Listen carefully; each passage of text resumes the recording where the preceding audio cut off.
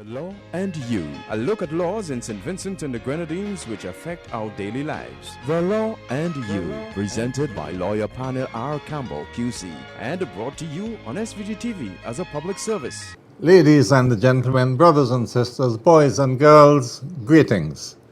Welcome to another presentation in this public service nation building series, The Law and You. This is program number 920, coming to you on Monday the 19th of November 2018. On this program, I will speak to you on the topic joint ownership of property. But before getting into that topic, a few preliminary comments. Firstly, I do apologize for having been absent from the program last week. I was out of the state for a few days, and I had asked this station to repeat the program for the week before last. But I'm back on board this time. I would like to send out, as usual, my deepest condolences to all families which have suffered recent bereavements. And I was really saddened when I returned on the weekend to have learned of the deaths of those persons of my good acquaintance, which took place while I was away. At least while I was here when the news of Mrs. Millicent Iton's death came on, that I wasn't here for the funeral. And she, of course, was in nation builder class.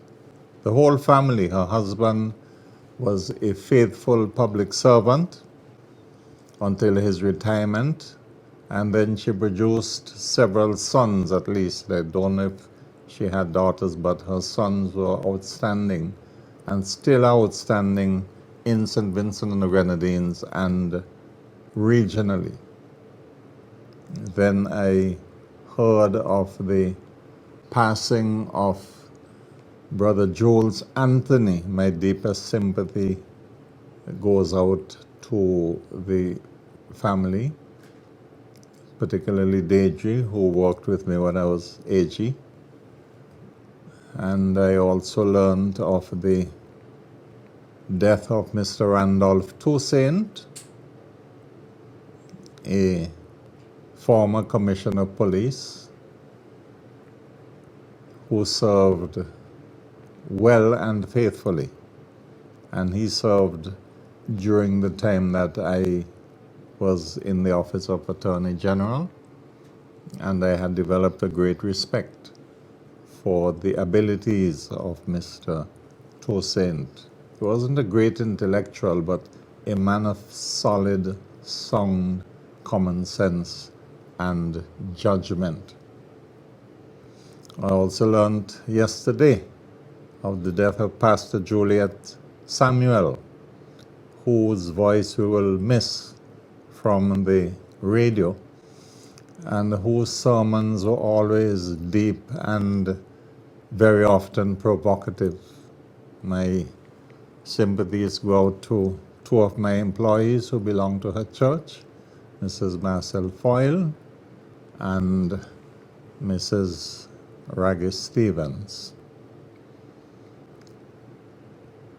And I was devastated when I opened the newspapers on my return and learned of the death of Mrs. Eileen Little, properly known as Sabitri. That was her real name, but most people knew her as Mrs. Eileen Little. My sympathy goes out to the family, her immediate family, headed by her husband, Brother Brent, and other members of the Redemption Chap community. My deepest sympathy. It is always sorrowful when you learn of the death of people you have known, particularly in her case, struck down by gunshot. When will it end in St. Vincent and the Grenadines? Excuse me.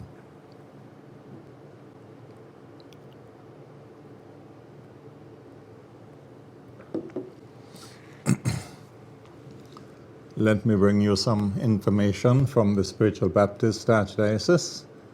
First of all, I'm reminding members of the clergy, both upper and lower, of the consultation meeting to be held this week, Thursday, 22nd November, at 9:30 in the morning at St. John's Christian Pilgrim Church at Sion Hill.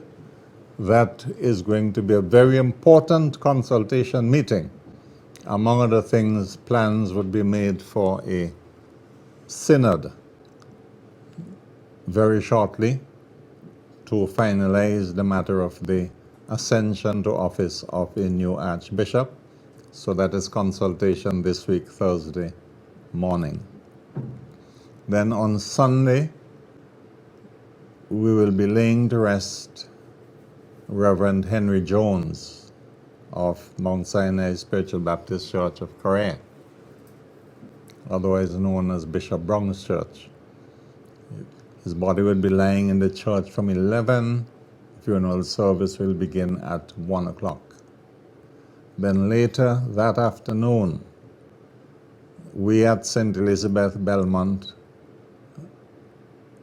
would be pleased to hear that the shouting of Brother Owen Dublin, who is undergoing his throne of grace at the other Mount Sinai Church, at this one at Lago Height, under the pastorship of teacher Brian Turton.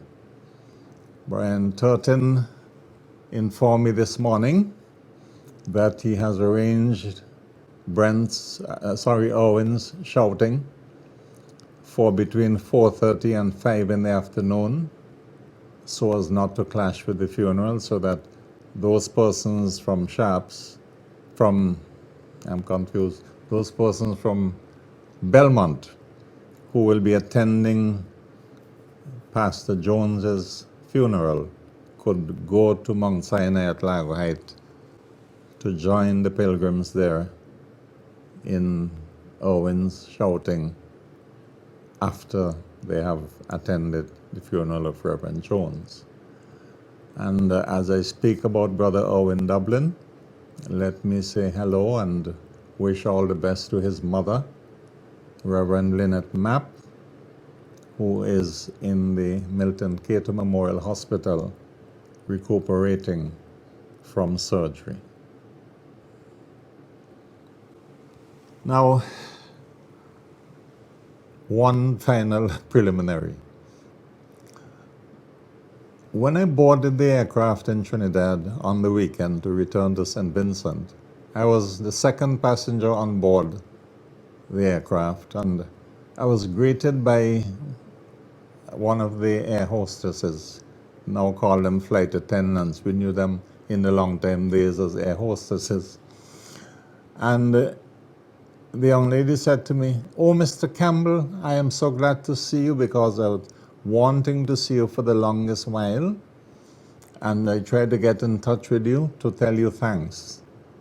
So I said, "Oh, I didn't really recognize the young lady." So I said, "For what?" She said, "You probably won't remember, but you came to the School of Nursing to deliver a lecture when I was a student at the School of Nursing." This is what the young lady said. "And during the course of the lecture which you delivered to the nursing students, you mentioned a book which you told us had changed your life. I read the book and it made a big difference to my own life." So I said, "What?" She said, "The Power of Positive Thinking" by Dr. Norman Vincent Peale. She said she graduated from the School of Nursing, but then 6 months ago she joined the staff of LIAT as a flight attendant. So I thanked her for her recognition and her words of appreciation. So let me, once again, as I have done several times, encourage persons, particularly persons in school, to see if they can get hold of that book, and I understand you can get it if you have the Kindle. The Power of Positive Thinking, written by Dr. Norman Vincent Peale. I read that book when I was about 15 or 16 as a student in the grammar school, and that book changed my life irrevocably and fundamentally. Because not just read, I studied the book. It's not a book you just read and put down like a novel. It teaches principles of fundamental Christianity, how to believe in the power of prayer. I can do it all things through Christ which strengtheneth me. And if you get hold of that book, The Power of Positive Thinking, and you apply the principles which you will find in that book, it will make you a better person. It will teach you how to approach life from a positive point of view. I became a positive thinker from the time I read that book. I was converted, and positive thinking has carried me through life, through many a crisis. And I would commend the book to you, and I thank the young lady, Miss Jacobs, for reminding me of that bit of advice I had imparted to the students, which she took, and she was convinced that it helped to change her life.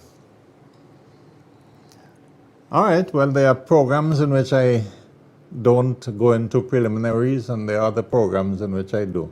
This is one of the lengthier preliminaries I've had for some time, but let me get into the topic for the evening: joint ownership of property.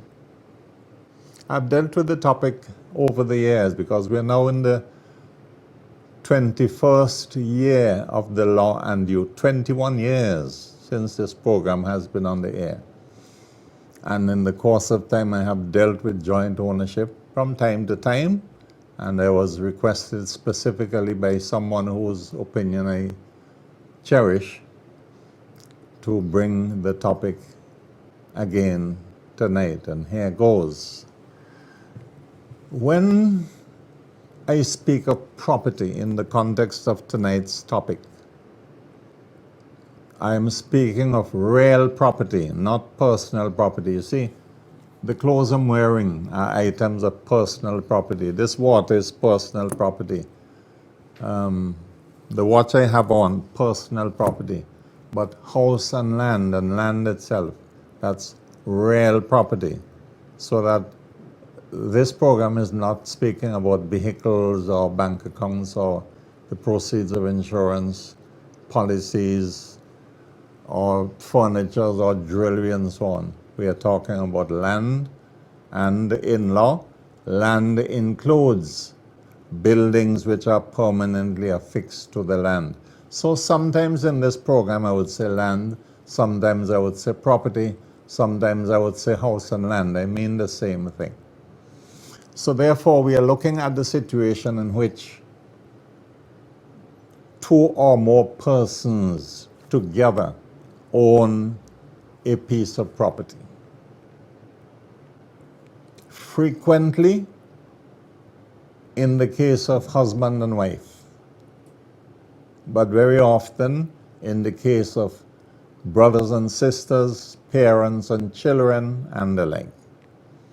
So anytime two people or more people, persons I should say to be grammatically correct, anytime two or more persons own the same piece of land, having the same legal interest, that is, one hasn't got present ownership and the other one has a life tenant and a right in remain and so on. I'm thinking they both own the property outright together.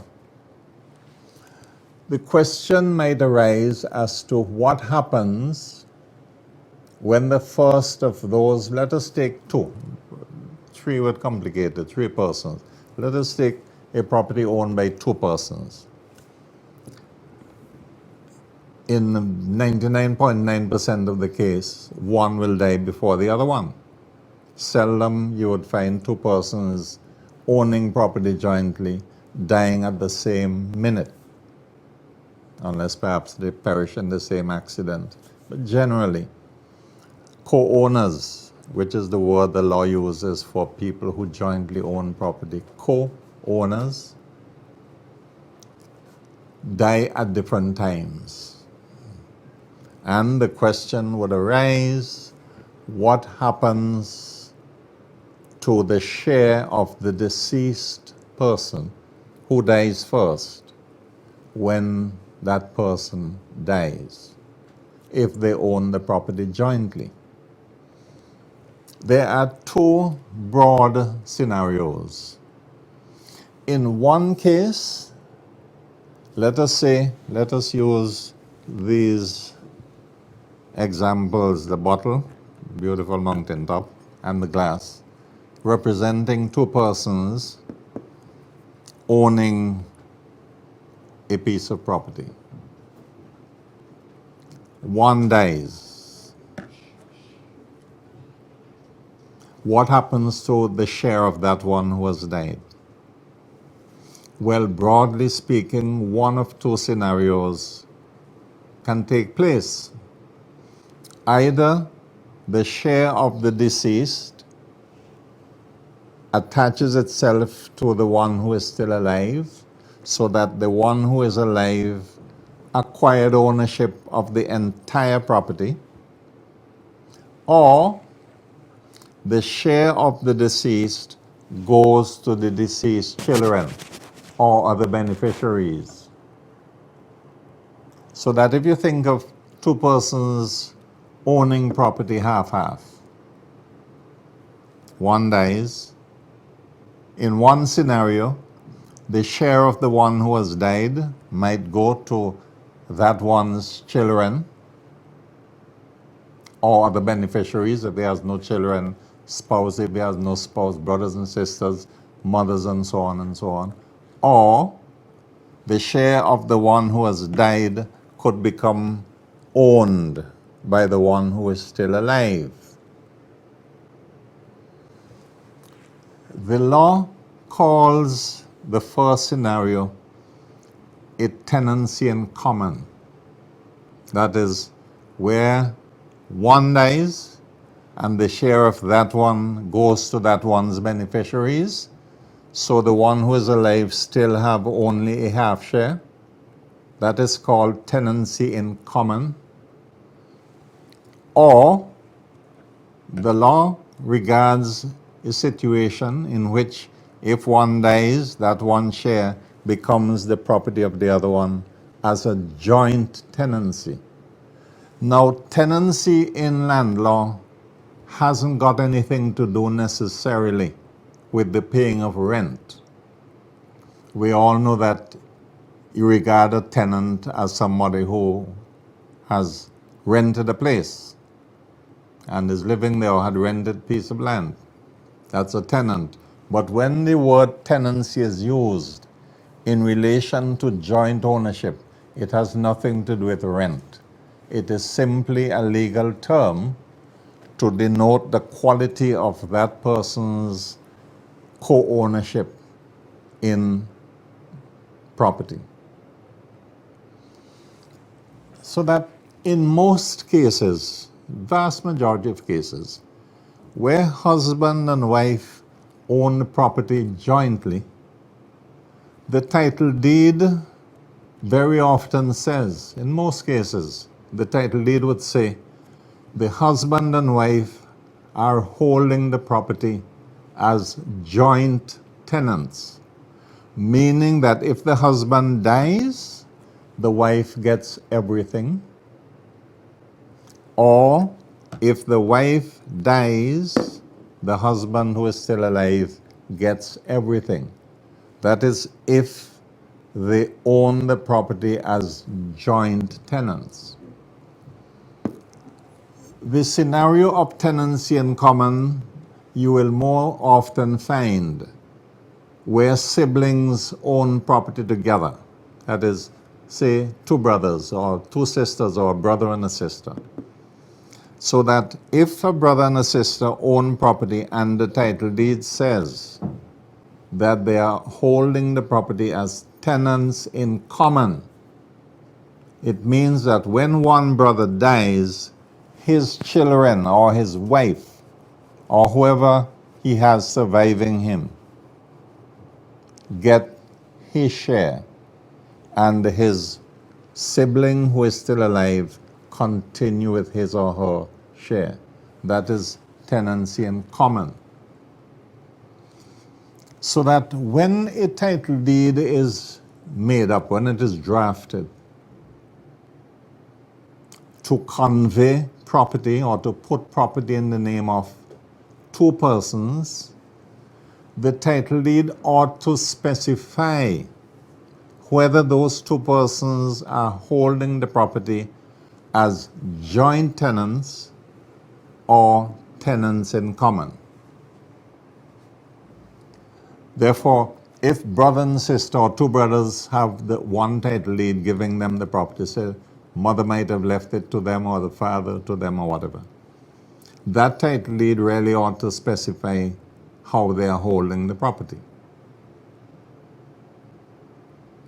What happens if nothing is said in the title deed about how two persons own the same piece of property?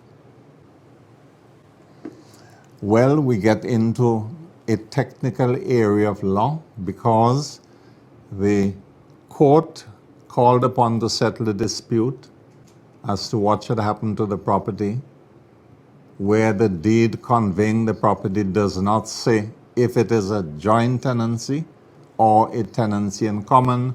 The court has to decide what it is. And the law has certain rules of construction, that is, rules by which the deed is interpreted to see which of the two patterns of landholdership or ownership was meant to have existed. For example, the deed you look for what are called words of severance. That is, words which tend to indicate that it was a tenancy in common. But I will not get into the technicalities of how to decide which is which. And if you have a deed that doesn't say which is which and you want to know what is the position, take it to a lawyer for legal advice.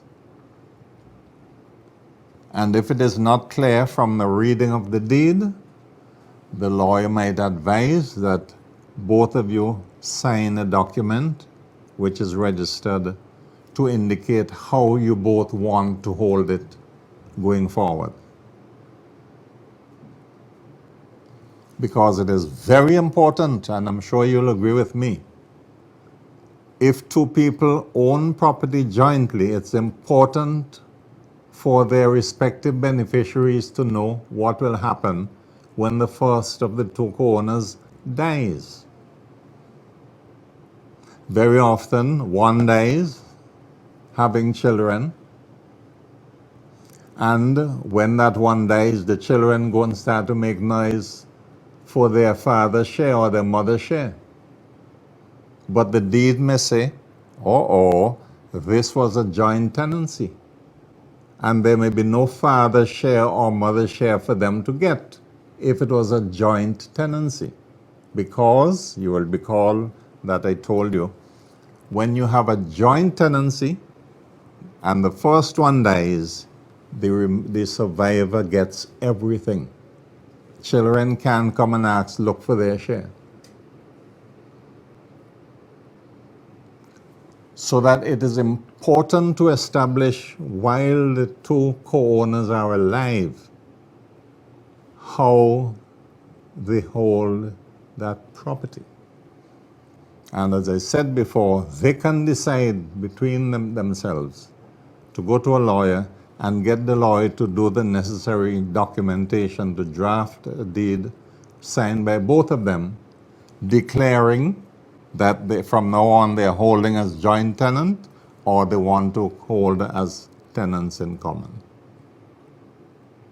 Because I said before, very important, and these days a lot of fighting goes on over deadleft. some of it quite unjustifiably. But somebody dies, and those who are alive, particularly those who didn't pay attention to the person who was deceased when the person was alive, from the time death steps in, they come from the woodwork to claim their share and start to make big noise that they want this because this belonged to the father or this belonged to the mother.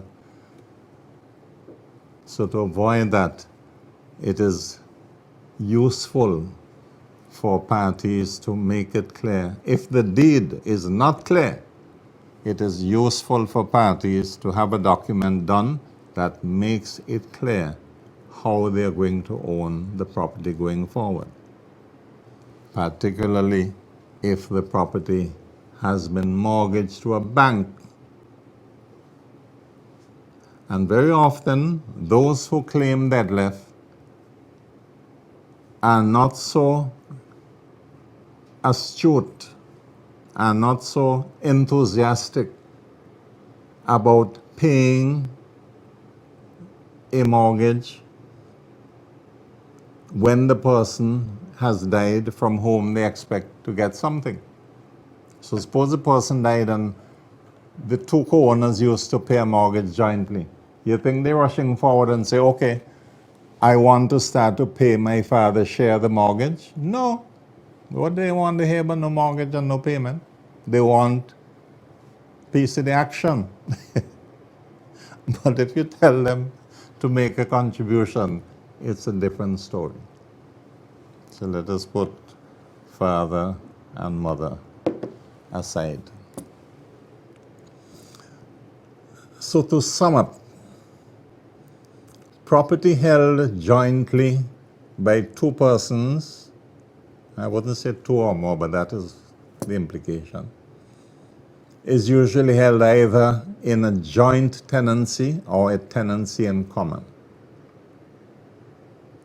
In most cases, the document by which they hold the property would specify how they hold it. But where that document does not so specify, it may be a matter of interpretation of the document and the surrounding circumstances as to how those co-owners held the property when both were alive. And then complications really arise if two co-owners die at the same time. Let us suppose two people die in the same accident, two brothers, or brother and a sister, and they own property. Because their beneficiaries, they would not have the identical beneficiaries unless they had no children and they had a common mother and father and the same brothers and sisters. Then they will have one set of beneficiaries. But say two brothers die in an accident together, being unmarried but with children, then you have two sets of children who are interested in knowing what they're getting from what the dead person's left. And these are questions which can be resolved if the documents of title are clear. But where co-owners are alive, there is always the possibility for them to straighten out matters and make sure they establish how they hold the property and what should happen if the first of them dies before the other, or indeed if they should die together. Very fascinating, very interesting. And one of these good days, DV, I may return to the topic. But for now, that is all from this evening's program of The Law and You. I look forward to being of further service to you next week, Monday, DV, for another presentation in this public service nation building series, The Law and You. Don't forget, consultation meeting at St. John's this Thursday morning at 9:30. Reverend Jones's funeral on Sunday at Mount Sinai Career, and Brother Owen Dublin's shouting at Mount Sinai Lago Heights by teacher Brian Turton, Sunday afternoon between 4:30 and 5, and that will go on into Sunday evening. May the good Lord continue to bless us all.